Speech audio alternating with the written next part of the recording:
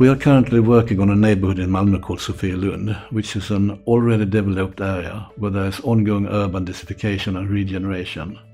This is a diverse area with rental and privately owned apartments, villas and industries.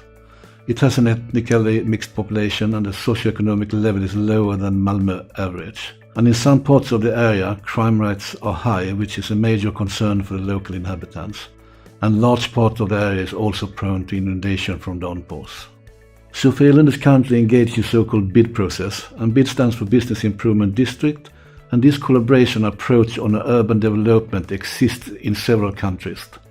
It is a partnership between the city, businesses and civil society where we are working together to improve urban development in a geographically defined area.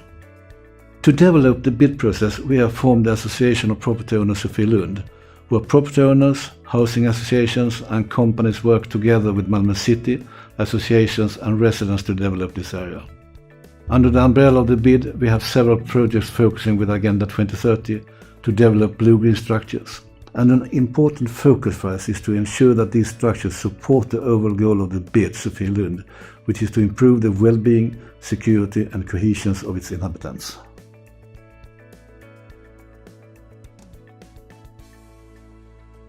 So far we haven't integrated any nature-based solutions on a larger scale, but there are several property owners that have included blue-green solutions when they have developed their property, such as the inclusion of green roofs, rain gardens and small solutions like check walls in the basement.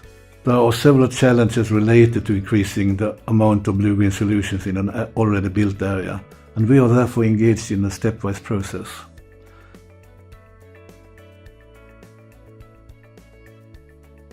For us, this is an easy question to answer. We need to improve the area to make it better and more secure place for the inhabitants. External fundings has facilitated the process and made it possible for researchers from Lund University to cooperate with us. And this is a key factor for us before we do the practical tests. To implement blue-green solutions in an already built area means that the collaborative networks need to be developed, and that takes time. But the BID organization and the work we have done in other areas is a good basis.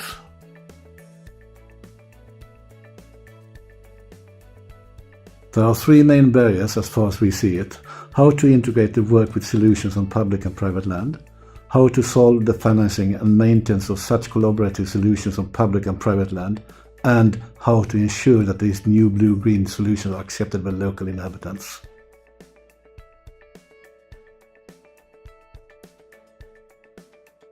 The collaboration with Lund University is extremely important, and it has given us both support and analysis of what solutions that are available for the area. But we have more work to do.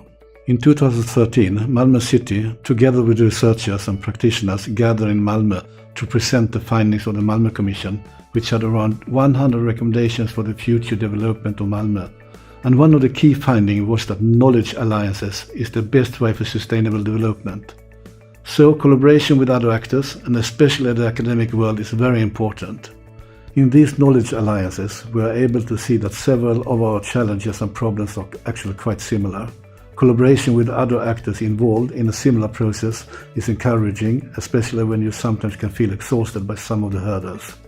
We can learn a lot from each other's mistakes and successes.